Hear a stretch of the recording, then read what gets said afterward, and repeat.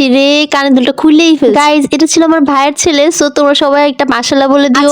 অনেক দিন পর সবাই আবার একসাথে হয়েছি, মানে মামাতো বোন, খালাতো বোন বলতে গেলে, না খালাতো বোন নাই, খালাতো ভাই আর হচ্ছে মামাতো বোন। আজকে আমরা বোনরা মিলে চলে যাচ্ছিলাম আমার মামাতো বোনের বাসায়, কারণ আজকে ওর বেবি শাওয়ার। 7 মাসে কিছু করা হয় নাই, কিন্তু 8 মাস পড়েছে, তাই আজকে বেবি শাওয়ার করা হবে, তাই আমরাও চলে যাচ্ছিলাম। আমি আজকে আমার বোনের জন্য একটা পুডিং বানিয়ে নিয়ে যাচ্ছিলাম, কারণ আমার হাতে পুডিং তারা অনেক পছন্দ করে। এই পুডিংটা কিন্তু আমি অনেক রাতে বানিয়েছি, রাতে পুডিং বানিয়ে আমি ফ্রিজে রেখে দিয়েছিলাম। আর এখন হচ্ছে বিকাল বেলা আমরা এটাকে নিয়ে যাবো। আজকের অনুষ্ঠানে কিন্তু আমরা সবাই ভাই বোনরাই যে যার মতো করে মজার মজার খাবার বানিয়ে নিয়ে যাচ্ছিলাম। একটু পরে দেখাবো, অনেক অনেক খাবার আমরা বানিয়ে নিয়ে আসছি। এই যে এখন আমি ওদের বাসায় চলেই আসছি, আর আমার মামাও কিন্তু চলে আসছে। আর আমি এই যে ভাইয়ের ছেলেটাকে কোলে নিয়েছি, সরি ভাইয়ের ছেলে না, ভাইয়ের মেয়েটাকে কোলে নিয়েছি। এত দুষ্ট তুরতুর করতেছিল, যতক্ষণ করে নিয়েছে আমার কানের দুলটা খালি খোলার তালে। এই যে দেখেন আমার কানের দুলটা খুলে কি অবস্থা করছে। অনেকদিন পর ওদের সাথে দেখা, কারণ ওরা আমার বাসা থেকে অনেক অনেক দূরে থাকে। যখন দেখা হয় তখন মন ভরে আদর করে নেয়। আর এটা হচ্ছে আমার ডার্লিং, ও যার কোলে যায় তার সাথে দুষ্টুমি করে, মানে তার চুল ধরবে, নাহলে কানের দুল ধরবে, সবকিছু ধরে টানাটানি করে। আজকে বাসায় পুরো 50 জনের মতো মেহমান আসবে। সো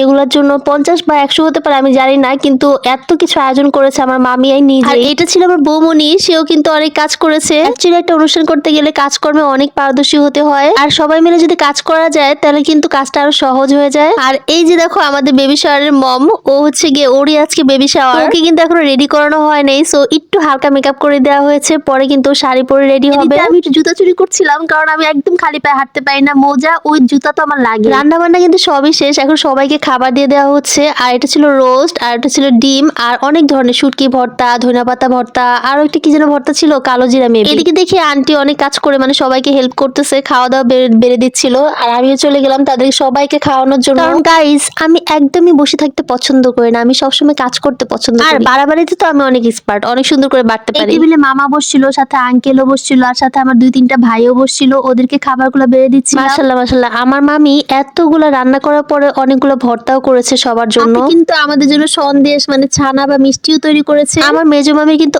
অনেক গুণ, এত কিছু করতে পারে। মাঝে মাঝে চিন্তা করি আমিও কিছু শিখবো মামির কাছ থেকে। আর প্রত্যেকটা বাসা যখন আমরা বেড়াতে যাই, সেরকম এরকম নৌকার মধ্যে বসে থাকি, মানে খাটের মধ্যে সবাই একসাথে বসে থাকি, আমরা গল্প জুড়ে দিই, গল্প যেন শেষই হয় না। সাথে কিন্তু নতুন দুইটা বউ বসছিল। অনেকদিন পর আত্মীয় স্বজনের সাথে দেখা হলে কত কত ভালো লাগে, তাই না? আল্লাহ তাআলার কাছে হাজার হাজার শুকরিয়া যে আমার এরকম ভাই বোন, আল্লাহ তাআলার কাছে হাজার হাজার শুকরিয়া যে আমার এরকম ভাই বোন আছে, মানে মামাতো ভাই বোন, খালাতো ভাই বোন। অনেক অনেক ভালো লাগে যখন একসাথে। এই দুনিয়াতে অনেকেই আছে যাদের কিন্তু ভাই বোন থাকতেও নেই। আমাদের মধ্যে একটা মিল মহব্বত আছে, সবাই একসাথে থাকা, মানে একসাথে দাওয়াত, একসাথে দেখা করা, এগুলো অনেক সময় হয়। আমরা একসাথে হই, সাথে কোনো আয়োজন হলে তখন একসাথে হওয়া হয়। এদিকে ছেলেদের খাবার দিয়ে তারপর আমরা এখানে এই রুমে অপেক্ষা করতেছিলাম, কিন্তু অনেক দেরি হয়ে গিয়েছে গাইস, 4টা বেজে গিয়েছিল, তাই আমরা আবার এই রুমে খাওয়া দাওয়া শুরু করে দিলাম। তার উপর সুন্দর একটা কাপড় বিছিয়ে তারপর সবাই যার যার মতো করে খাবারগুলো বেড়ে নিচ্ছিলাম। আর আজকের খাবারগুলো আমি যখন খাচ্ছিলাম কি যে মজা হয়েছে আমি জানি না, মানে এত মজা হয়েছে। মামি এতগুলো খাবার রান্না করছে, তারপর কিন্তু কোনোটাই যে মজা হয়নি এমন কিন্তু